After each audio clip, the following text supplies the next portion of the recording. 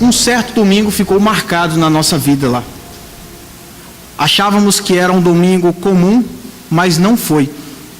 Ao término do culto, nós fomos deixar as crianças em casa, como nós sempre fazemos, e fomos visitar uma família que nesse mesmo culto tinha saído durante a programação. Olhei para a Carol e falei: amor, vamos lá e ver o que aconteceu. Será uma visita rápida. Já era tarde e chegamos lá, vimos uma senhora descontrolada na rua. A mãe desse irmão estava xingando e muito agitada no meio da rua. Confesso que o medo bateu na minha porta, meus irmãos. Minhas pernas tremeram e eu falei: tomara que o pior não aconteça. Mas o pior aconteceu. Nós entramos e, como nós somos conhecidos da família, nós pedimos para orar, para ver se acalmava os ânimos. Então, aquela mulher passou de descontrolada para endemoniada. Ela começou a se debater, a retrucar a nossa oração. O diabo a lançou no chão e nós continuamos a orar. Com os olhos abertos, nós lembrávamos de textos bíblicos e orava a Bíblia Sagrada, enquanto Carol cantava canções que exaltam a Cristo. E pela graça de Deus, e como sempre acontece, Deus saiu vitorioso naquele dia. Eu e Carol precisávamos muito da mão de Deus sobre nós. Precisávamos que Ele nos sustentasse. Precisávamos que Deus suprisse as nossas necessidades naquele momento. E até hoje nós precisamos que Ele ainda faça isso muito, em muitas áreas. No texto de hoje, nós vamos ver que Deus supre as necessidades quando tem um propósito no caminho.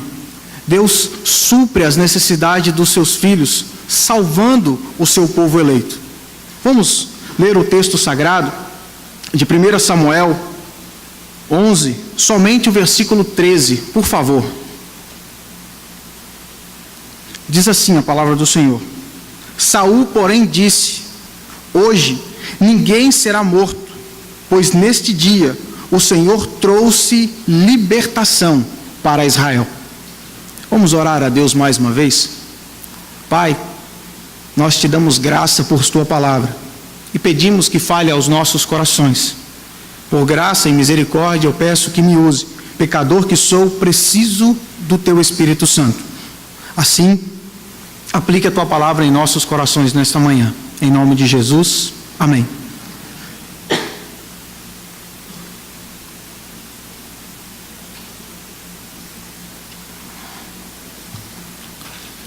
Vimos nos capítulos anteriores de Samuel que o povo de Israel pede um rei a Deus.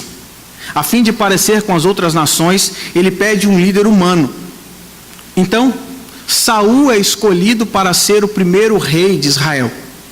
Em um momento que ele estava trabalhando, ele se encontra com o profeta Samuel, e o profeta Samuel diz a ele: olha, você vai ser o novo rei, ou você vai ser o rei de Israel.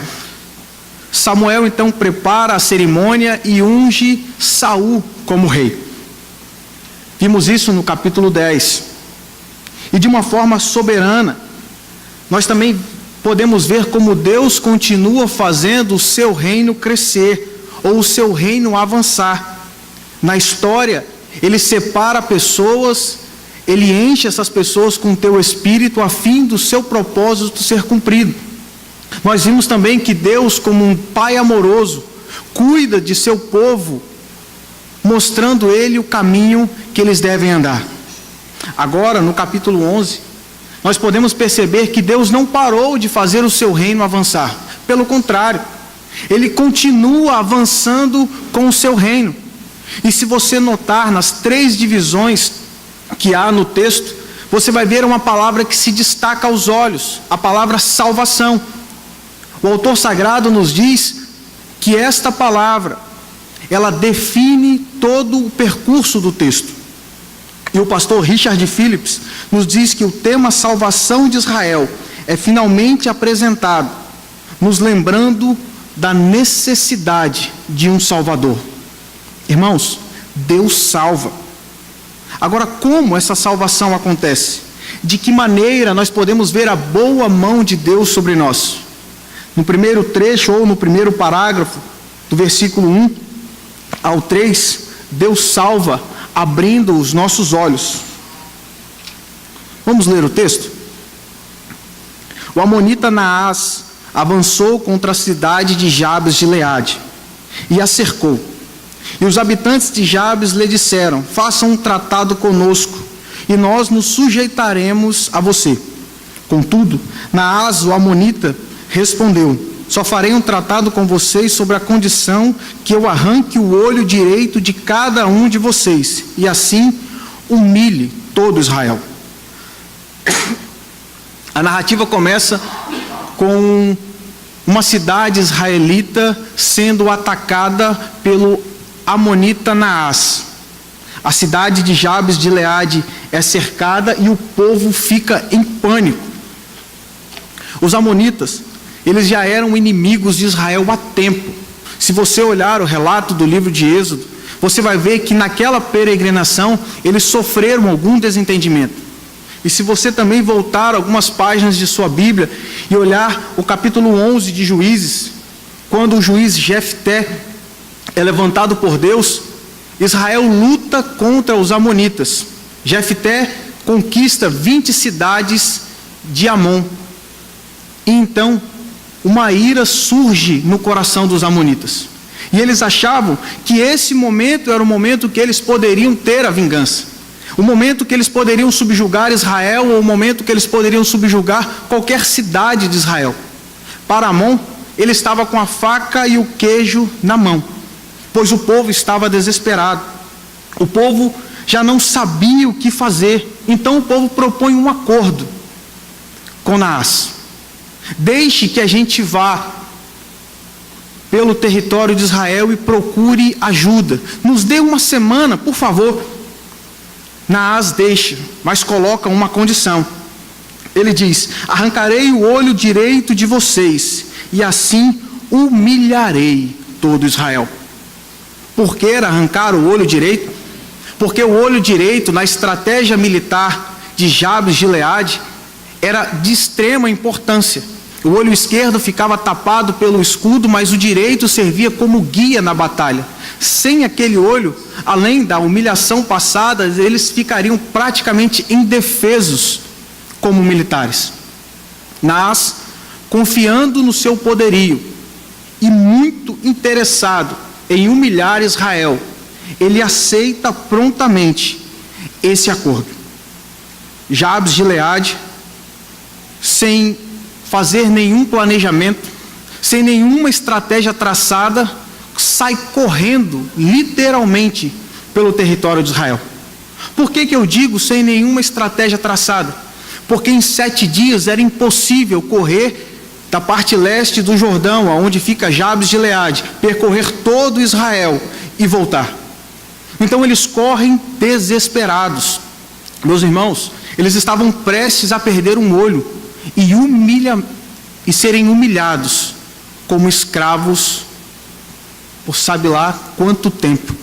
Eles precisavam tentar fazer de tudo, e isso mostra o desespero daquele povo. Isso mostra como eles precisavam de um Salvador.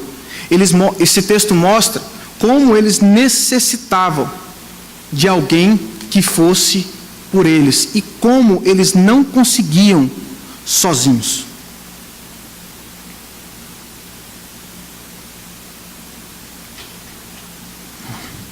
O povo de Jabes precisava de salvação. Eles não tinham outra opção. Naás não iria voltar atrás. Eles não tinham coragem nem força para enfrentar os amonitas. Eles precisavam de um Salvador. E eles clamam por um, correm atrás. Mas pela graça de Deus, nosso Pai já tinha separado um Salvador para Jabes de Gileade. Sabemos que Deus em tudo governa. Sabemos que nada foge de seu controle. Com isso, nós podemos ver claramente que Deus também estava coordenando essa história. Aparentemente, Naás achava que estava com tudo nas suas mãos, que iria conquistar e iria dominar Israel. Mas Deus, como já disse, já tinha preparado um salvador para aquele povo. Aquele povo precisava de salvação e não sabia como fazer. Por vezes, não é assim que acontece conosco também? Em determinados momentos de nossa vida, não é assim que acontece com os nossos corações? Não sabemos para onde ir, não sabemos quem procurar, não sabemos o que fazer. Mas a palavra de Deus nos diz que nós não precisamos fazer um acordo com o diabo ou com o caos. Nós podemos correr para o braço de Cristo Jesus e encontraremos socorro em Deus. Nós podemos, mas não pelo nosso próprio braço, não pela nossa própria força. Os israelitas tinham que aprender isso na pele, e eles estavam aprendendo. Naás estava na cola deles, prestes a matar. Nós devemos também compreender que nós precisamos de salvação, nós precisamos de um Salvador, e o Salvador não é o nosso coração, o Salvador não é o nosso intelecto, nem o nosso braço. O apóstolo Paulo escreve aos Romanos, que diz que não há nenhum justo, nenhum sequer, nenhum que entenda a Deus, ninguém que busque, todos desviaram, tornando-se juntamente inúteis. Não há ninguém que faça o bem, pois todos pecaram e estão destituídos da glória de Deus. O homem, como diz o Dr. Shedd, não pode chegar diante de Deus e oferecer um sacrifício à altura. Ele não consegue subir numa balança e estar no mesmo nível de santidade de Deus. Então, o que fazer? Como nós podemos receber essa salvação? De que maneira o socorro vem para nós? Nós podemos ser salvos, nós podemos receber o socorro quando nós olhamos para Cristo Jesus, quando nós não olhamos para a nossa performance, quando nós não olhamos para a nossa conta bancária, quando nós não olhamos para quem somos, ou o que podemos fazer, ou o que já fazemos, mas quando nós olhamos para aquele, o Filho bendito de Deus, aquele que é igual a Deus, mas veio a esse mundo, andou no meio de homens, e não cometeu nenhum pecado. Mesmo sendo Deus, ele se sacrificou, morrendo injustamente, derramando seu sangue no madeiro, se oferecendo como sacrifício em nosso favor, para que nós tenhamos paz com Deus, para que nós pudéssemos nos reconciliar com Deus. É a esta pessoa, a Jesus Cristo, que nós devemos correr, é para ela que nós devemos olhar, porque é somente Cristo Jesus que pode nos salvar. Mas além da salvação eterna, que tanto é necessária, que tanto muda a nossa vida, por vezes nós também precisamos ser salvos aqui nesta vida. Nós precisamos ser salvos na terra. Muitos de nós vivem conflitos existenciais. Muitos de nós sofreram perdas que acarretam traumas até hoje. Eles precisam ser socorridos emocionalmente. Nós temos humanamente diversas formas de fazer isso, mas a solução divina é Cristo, a solução divina é o Espírito Santo. Os recursos humanos, por melhores que sejam, não pode substituir o que Deus pode fazer em nossa vida, não pode substituir o que Cristo fez por nós na cruz do Calvário e a alegria que nós temos quando olhamos para Cristo. Nós precisamos de socorro quando o desemprego bate na nossa porta. Nós precisamos de socorro quando a doença bate na porta dos fundos, ou por vezes pula a janela sem entrar e ninguém esperar. Nós precisamos, e vamos precisar até o dia que nós encontraremos com Cristo.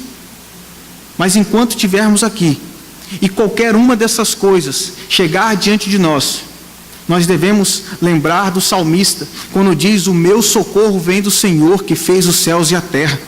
O guarda de Israel não dorme, ele permanece alerta sempre. Meus irmãos, nós temos um Cristo, nós temos um Deus que não pisca os olhos, ele sempre está alerta. Você pode e você deve buscá-lo, no momento de aflição ou no momento de angústia. Deus é o nosso socorro, o socorro bem presente na angústia. Vimos que necessitamos de um Salvador. Vimos que nós precisamos de alguém que nos socorra. Porém, de que maneira essa salvação pode chegar? Como eu e você podemos ver a boa mão de Deus sobre nós? Vamos ler o texto do versículo 4 ao 11, por favor.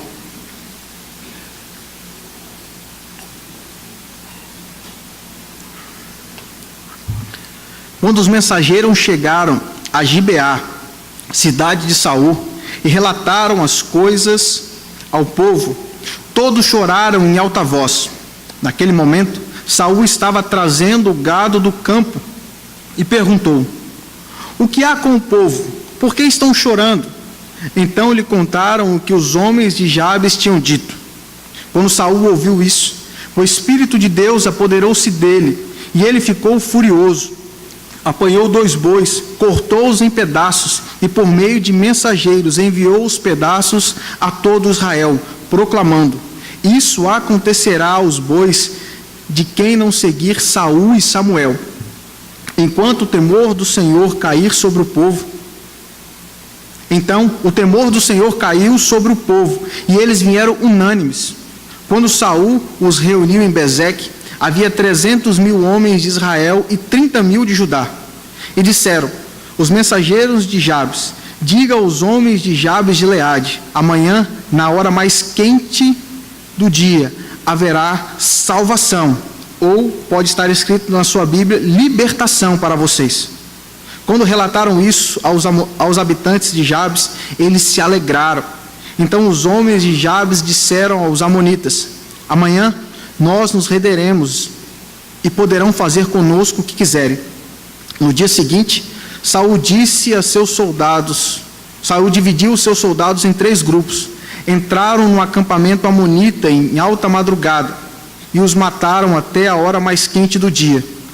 Aqueles que sobreviveram se dispersaram de tal modo que não ficaram 2 juntos. O pedido chegou à cidade de Gibeá, cidade onde morava Saul, o homem que tinha sido ungido rei, mas no momento ainda não era oficialmente o rei. E a cidade entra em pranto. As pessoas começam a chorar.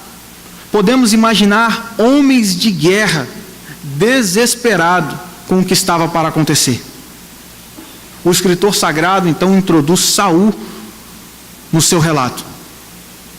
Mas, diferente do que se espera de uma pessoa quando ela é ungida rei, Saul não estava exercendo um reinado ou nada parecido. Saul tinha simplesmente sido ungido, mas agora tinha voltado à sua vida normal.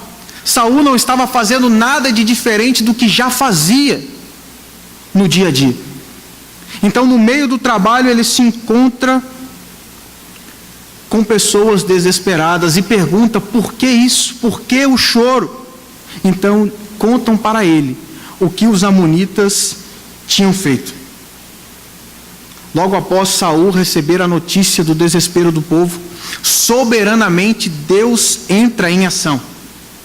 Logo, depois do narrador nos dizer que Saul, como os outros, era um homem normal, ele nos diz quem vai resolver o problema.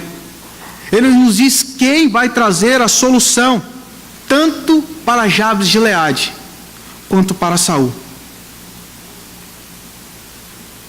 O Espírito de Deus se apodera de Saul, sem mérito algum, pois quando foi ungido rei, ou quando estava para ser ungido rei, se escondeu. E no momento que Israel precisava, o Jabes de Gileade precisava, ele era apenas um homem normal, um trabalhador comum. Não sei se seria por medo ou por falta de fé, mas Saul não agia como rei, mas diferente destas atitudes, Saul agora age Saul agora dá passos adiante. Saul é tomado pelo Espírito. Saul é tomado e cheio por Deus, mesmo sem mérito, assim como foi coroado rei. Ele é tomado por Deus. E se você olhar o outro versículo, Deus não para de intervir ou fazer o seu reino avançar, quando ele inclina o povo a ouvir a mensagem de Saul. A mensagem de Saul. Saul pega 2 bois, corta eles em pedaço e distribui. Isso acontecerá com aqueles bois de quem não tiver ou quem não seguir Saul e Samuel. O temor de Deus cai sobre o povo, não por causa das palavras em si de Saul, não por causa das atitudes em si de Saul, mas porque Deus inclina o coração do povo. Deus inclina o coração das pessoas a seguir a liderança de Saul. Saul vive algo que acontecia por diversas vezes, ou que aconteceu diversas vezes no tempo dos juízes. Saul é tomado pelo Espírito. Deus toma Saul a fim de cumprir o seu propósito e o usa para a sua glória e para a salvação ou libertação, mais uma vez, Israel. Saul agora tem vigor, Saul agora tem voz de liderança, Saul agora tem força, Saul agora reúne o povo. E quando ele está em Bezeque, vem 3.000 de Israel e 30.000 de Judá.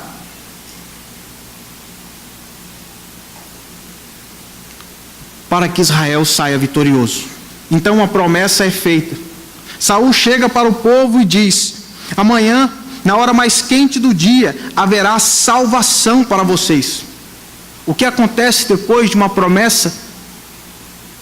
Podemos dizer de Deus, o povo se alegra.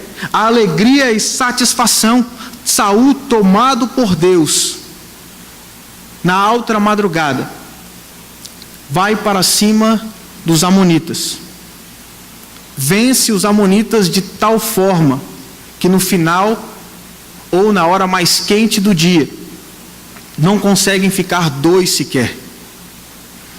Neste parágrafo, o autor sagrado nos apresentou quem resolveu o problema. Nos mostrou quem pode resolver o nosso problema. Ele nos diz que não Saul, nem Samuel.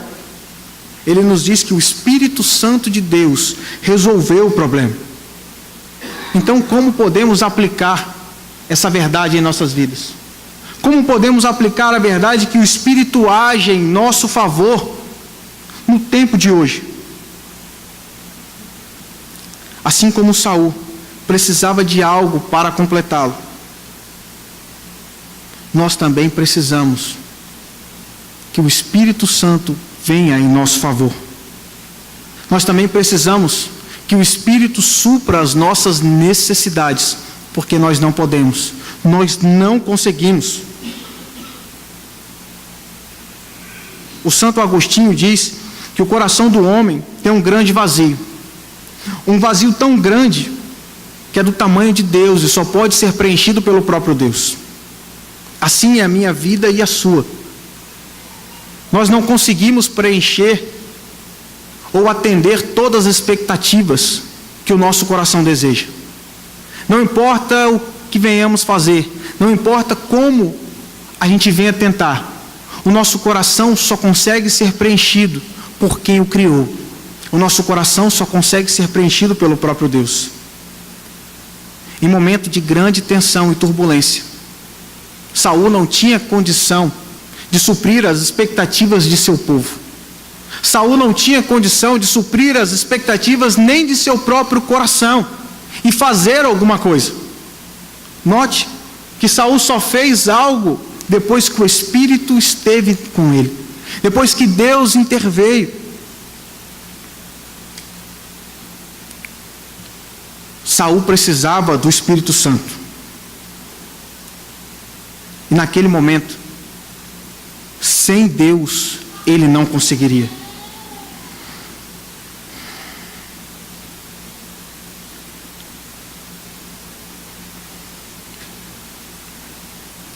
Não é assim também que acontece com as nossas vidas? Não é assim que por vezes nos sentimos incapazes de fazer alguma coisa, incapazes de alegrar o nosso próprio coração, incapazes de suprir as necessidades que o mundo coloca sobre nós, em momentos de doença, de perda, em momentos de desespero, nada consegue dar paz ao nosso coração, nada consegue dar alegria ao nosso coração. Mas se nós lembrarmos, no final dos evangelhos, quando os discípulos estavam naquela casinha, com medo do Império Romano, com medo do que os judeus podiam fazer, sem paz e desesperados, uma pessoa chega. Vocês se lembram quem é? O Cristo ressurreto chega naquele momento, e a paz de Deus é sobre aquelas pessoas, e dali por diante a história deles muda. Meus irmãos, nós podemos receber por causa de Cristo também essa paz, através do Espírito, assim como Saul recebeu. Ele não tinha condição, ele precisava de que suas expectativas fossem supridas e ele não conseguia. Ele não conseguia fazer sozinho, mas o Espírito era com ele, Deus era com ele. Mas além disso, além de consolar e capacitar nos momentos difíceis, o Espírito Santo de Deus também nos ajuda a proclamar libertação. Ele nos ajuda a pregar o Evangelho de Cristo Jesus, ele nos enche de ousadia, assim como fez com Saul, para proclamar a liberdade, para pregar o Evangelho de Cristo Jesus.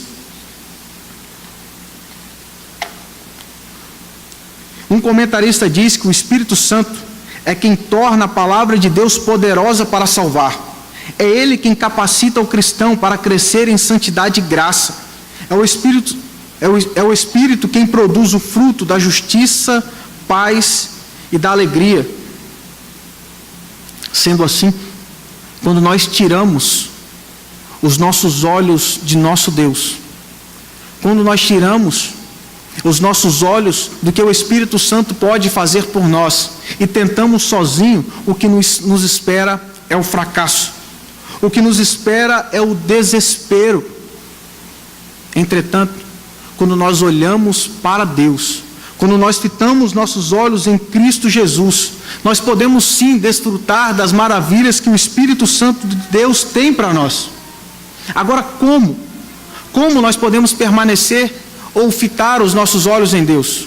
Como nós podemos ter a nossa vida inclinada para Deus? Algo que vocês ouvem constantemente nessa igreja, através da Bíblia Sagrada, livro inspirado por Deus, que nos mostra o que Deus tem para nós, nos mostra as verdades da Escritura, nos mostra as promessas e o que Deus tem feito para nós.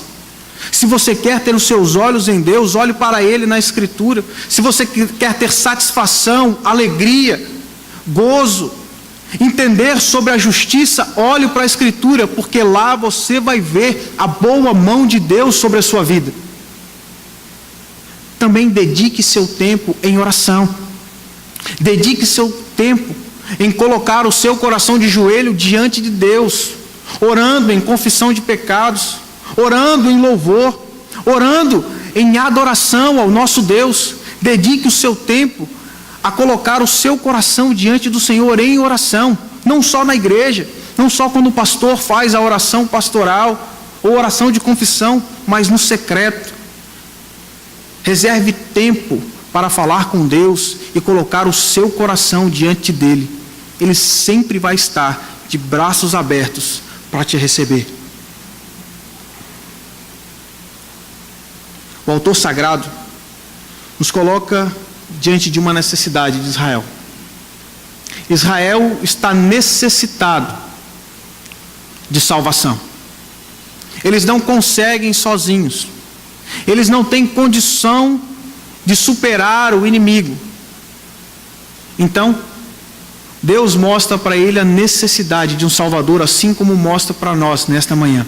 Como precisamos que Deus intervenha em nossas vidas. Mas logo no segundo parágrafo, ele nos mostra quem soluciona este problema. Quem veio em nosso favor ou quem pode nos salvar. ele nos apresenta o Espírito Santo de Deus. E agora, dos versículos 12 a 15, ele nos mostra como o reino de Deus continua avançando. Deus salva o seu povo, estabelecendo o seu reino.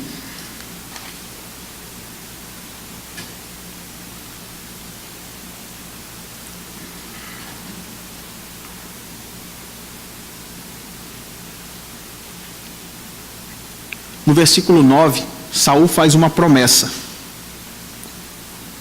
Ele olha para o povo e manda a mensagem: amanhã, na hora mais quente do dia, haverá libertação para vocês.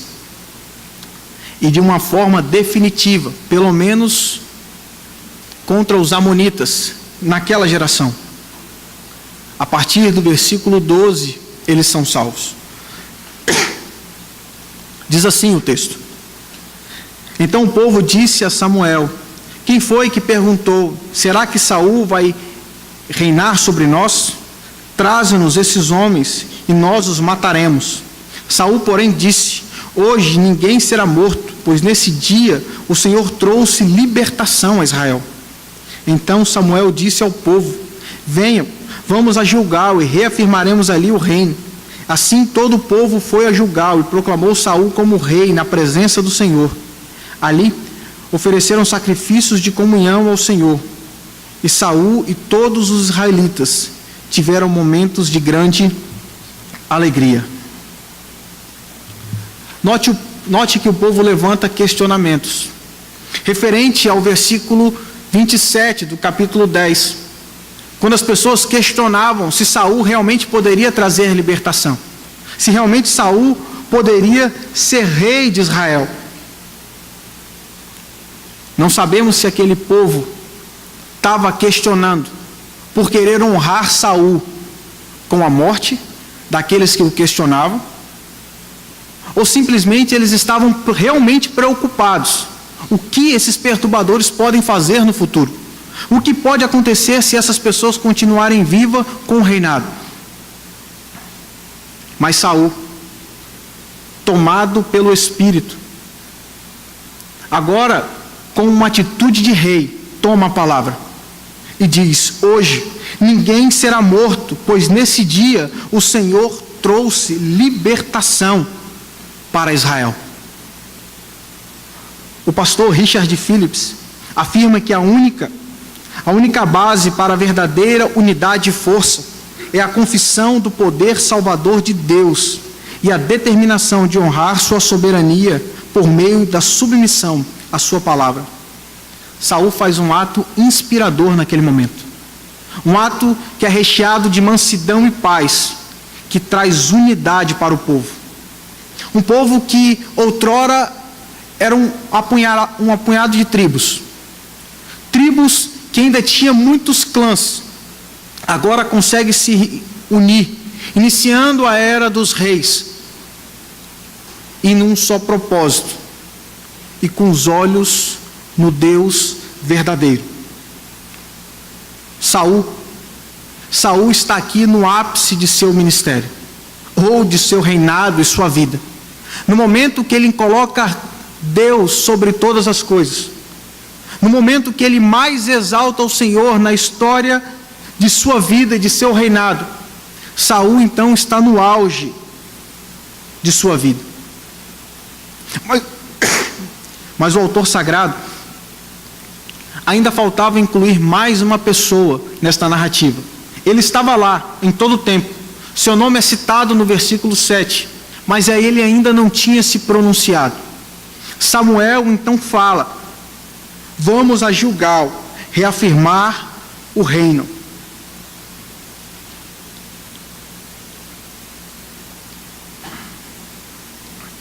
Gilgal foi o local onde os israelitas pisaram pela primeira vez na terra prometida sobre o comando de Josué. Lá foi feito um altar ao Senhor, lá foi feito um altar de pedra, onde a fidelidade de Deus ela era lembrada e o povo retomava sua aliança com Deus. Essa vitória e esse retorno a Gilgal era para que o povo se lembrasse da fidelidade de Deus para com eles. A fidelidade de um Deus que sempre os guardou. A fidelidade de um Deus que sempre os protegeu. A fidelidade de um Deus que sempre venceu as batalhas por eles. O reinado de Saul é reafirmado e unânimes eles vão oferecer sacrifício de comunhão ao Senhor e todos se alegram na presença de Deus. De uma forma geral, Naás pode ser visto como um símbolo do pecado. Seja ele uma tentação externa ou seja ele do nosso próprio coração, Naás é visto aqui como o mal. Isso mostra o tamanho do nosso inimigo, como nós precisamos de salvação e como sozinho nós não podemos vencê-lo. Entretanto, o texto sagrado não termina em Naás ameaçando o povo e o povo com medo.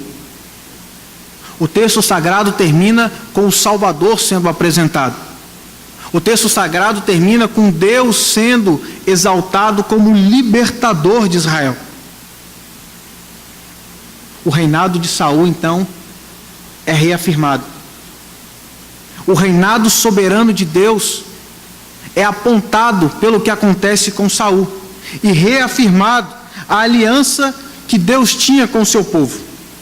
Pois o próprio Deus diz em Êxodo 6:7: eu os farei o meu povo e eu serei o Deus de vocês. Da mesma forma que lá em Gilgal, ninguém era contra o reinado de Saul. Hoje, por causa do que Cristo fez na cruz do Calvário, ninguém pode impedir a Cristo de conquistar um coração e de reinar. Ninguém pode ser empecilho para o reino de Deus avançar por causa do que Cristo fez por nós na cruz do Calvário. Jesus hoje reina. Saul só aponta para esse reinado soberano. Jesus hoje reina no alto e sublime trono, à direita de Deus com o rolo na mão. O Cristo reina sobre todas as coisas e Ele a tudo governa. Hoje, por causa de Cristo, nós podemos desfrutar deste momento, nos alegrar em comunhão com Deus, não por causa de um sacrifício feito por mãos humanas, não por causa de um sacrifício de um animal, mas por causa do próprio Deus, que enviou seu próprio Filho para morrer numa cruz e derramar o seu sangue sobre nós.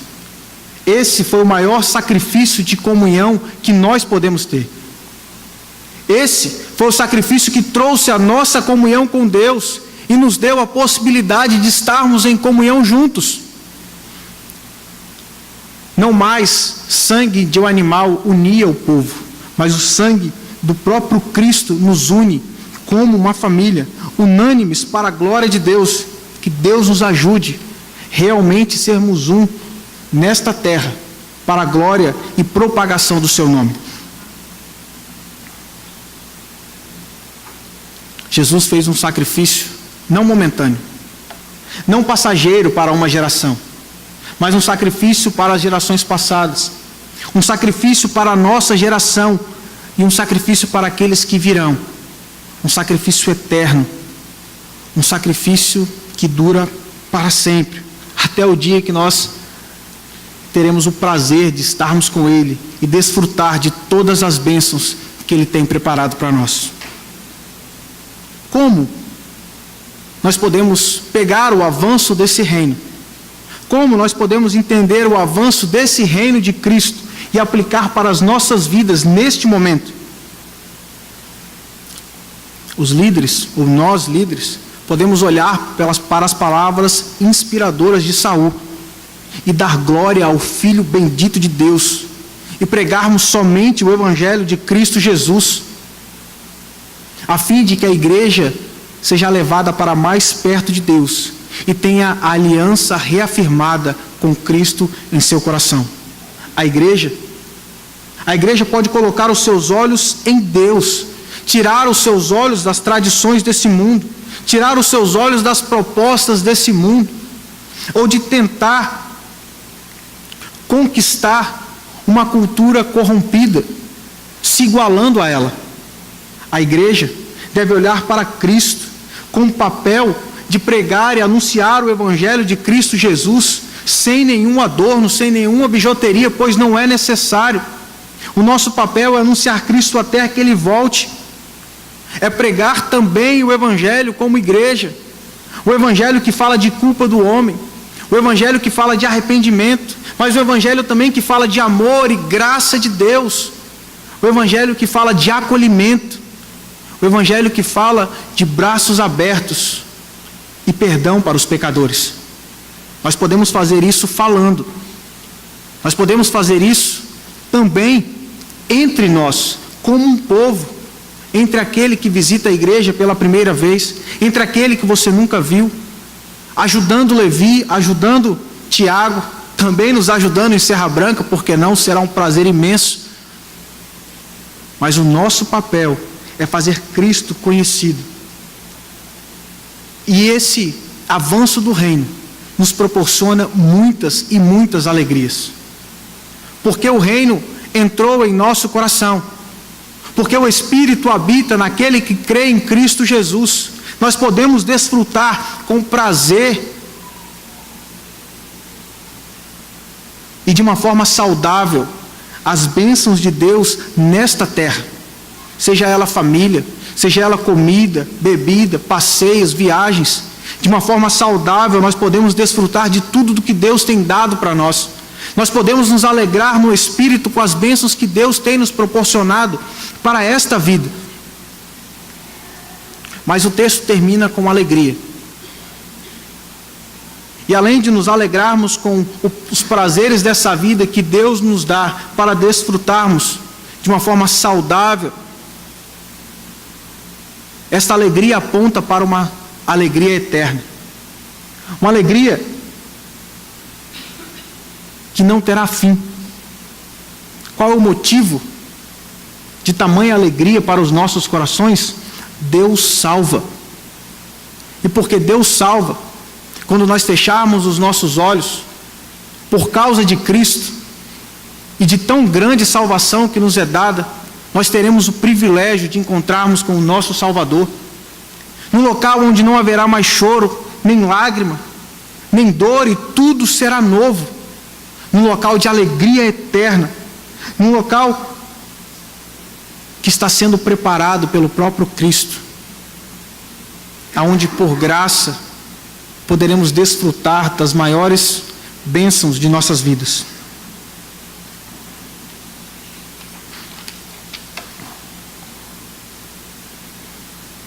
Diante de tamanha alegria que Deus pode nos dar, ou nos dá a chance de vivermos, que nosso coração exalte ao nosso Deus, que o nosso coração glorifique o nosso Deus, que o nosso coração corra para o nosso Deus, e que o Espírito nos ajude a nos dedicarmos a esse propósito.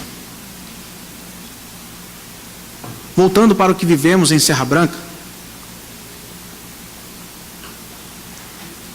Deus, felizmente, naquele momento supriu todas as nossas necessidades. Ainda temos muitas necessidades a serem supridas. Há muitas coisas que Deus precisa intervir. Mas naquele momento onde o medo batia em nossa porta,